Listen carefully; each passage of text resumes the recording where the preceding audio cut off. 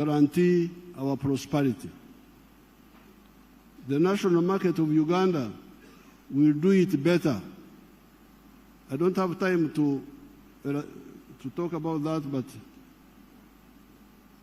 that's what we have seen.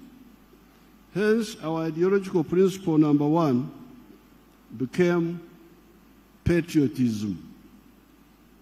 Love Uganda. Why? It is because you need it for your prosperity as a market for your goods and services. However, we soon discovered that even the market of Uganda is not big enough to guarantee our prosperity.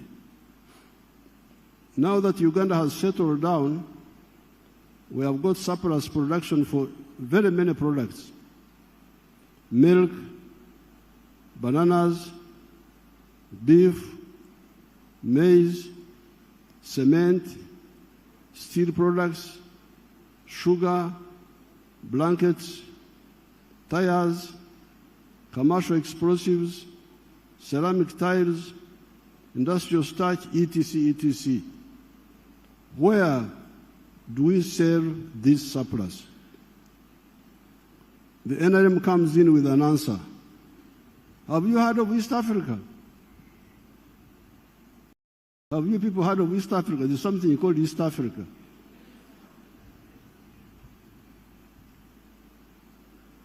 Wanga muri mawanga, muri madini, abambe bebasa kwesira.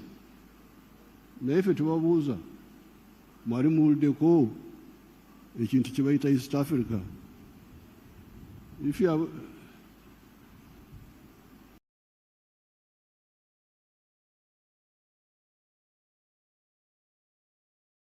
have you heard of Africa? There is something called Africa. Have you heard of it? But you are busy with the tribes.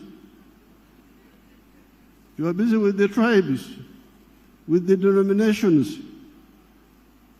Naye awo NRM webuuliza nti banange mwali muwuliddeko kye bayita East Africa. Ate Africa yo mwali mugiwuliddeko? Katonda yeebazibwe oba mwagiwulirako.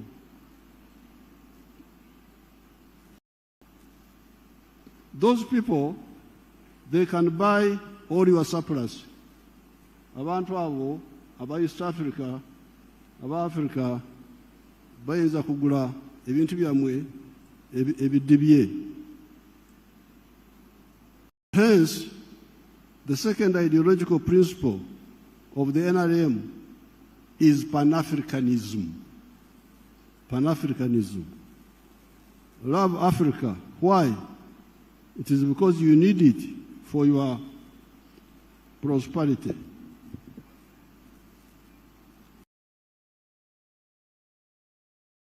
Then we add other two principles: socio-economic transformation and democracy. Therefore, our constant advice to Ugandans is never to mix politics with the denominational loyalties. Politics is about our welfare on earth. Denominations and religion are about spirituality here on earth and life after, in heaven. Which aspects the religious leaders can speak about better. Coming to the religious groups, to harmony in the country and citizens' contribution.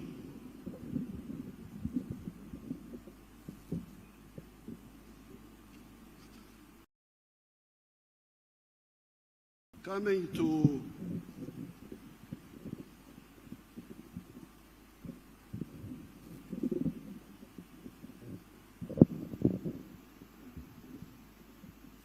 to the religious groups, to harmony in the country and the citizens' contribution. as a former president of the Scripture Union, because I was president of the Scripture Union,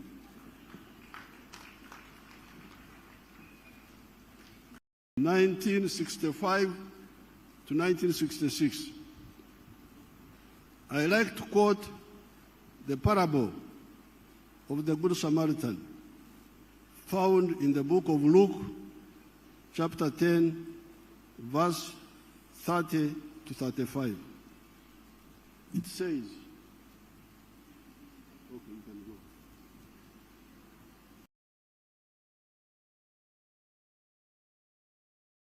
That portion, it says, a man was going down from Jerusalem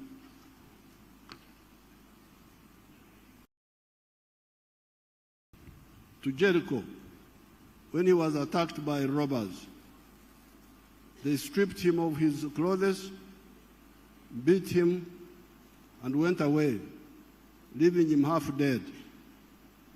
A priest happened to be going down the same road, and when he saw the man, he passed by on the other side. Likewise, a Levite, when he came to the place and saw him, passed by on the other side. But a Samaritan, as he traveled, came where the man was. And when he saw him, he took pity on him.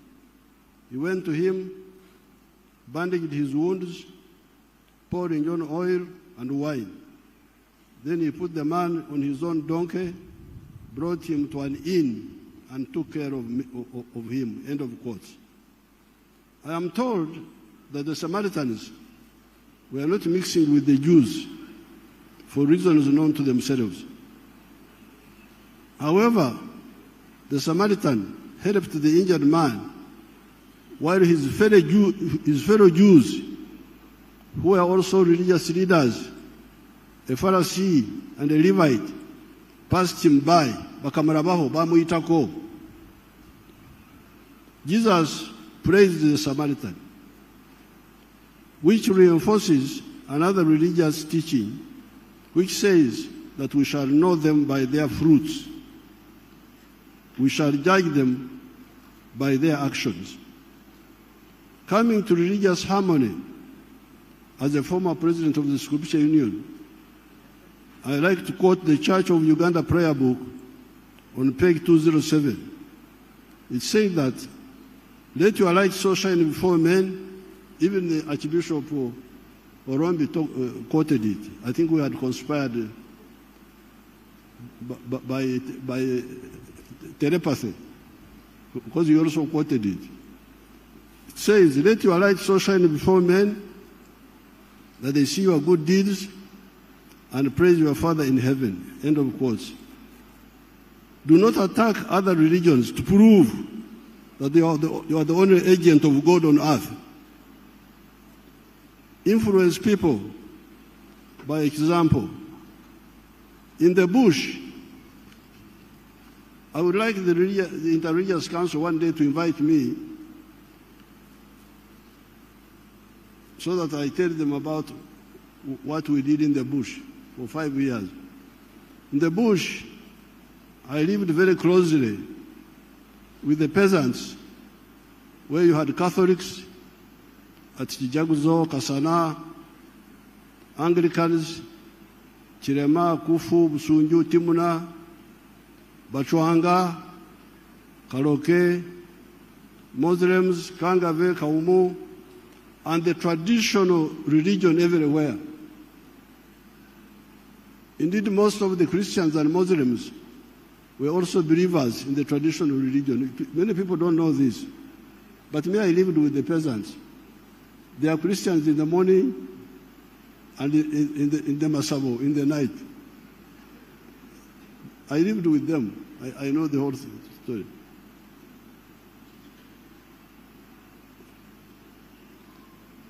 We united all of them around the knowledge of science. What I would do, I would not condemn whatever they are doing, except if it endangered life. Otherwise, I would say, okay, I've heard what you have said, but now we are fighting. And fighting needs science, doesn't need superstition. We united all of them around the knowledge of science. A bullet kills, while prayers help, and Olumuli, a reed held by a fighter, is not protection against bullets. Because sometimes these traditional people would say, tell our soldiers, if you hold Olumuli, a reed, the bullet will not catch you. Because that is Omsambwa. We would say, no, please. You stand there and we shoot you and we see. So, we would unite them around science. That is how our prominent Mayembist, because the traditional people believe in Mayembe, the horns, they have horns which they throw around. Our prominent Mayembist, Dodoviko Garimpitawa, Amayembe Garimpitawa, of Mijinje, said, Emundu Tetia Mayembe. That's what Dodoviko said. Said the gun does not fear bullets. It does not fear bullets. The bullet does not fear the Mayembe. So by interaction, we're able to influence them to move in the right direction. However, you could see that a number of times there was divine intervention on our side. You could see that God was intervening on our side. This confirms our ancestors saying, Lubale Mbera Nembero Quarter Day. God helps those who help themselves. This also goes with the parable of the talents. It is also more or less in that line. This year, the government gave the Catholics 2 billion, the Protestants 2 billion, and the Muslims 200 million for this occasion. I have directed the government to make this contribution part of the government budget annually. Since many Ugandans participate, I'm very happy to see all of you coming, walking, sleeping here.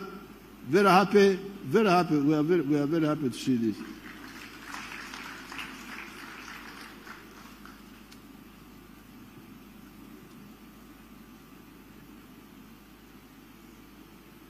As you all know, the government spent billions modernizing this infrastructure you see today at both the Catholic and Protestant sites.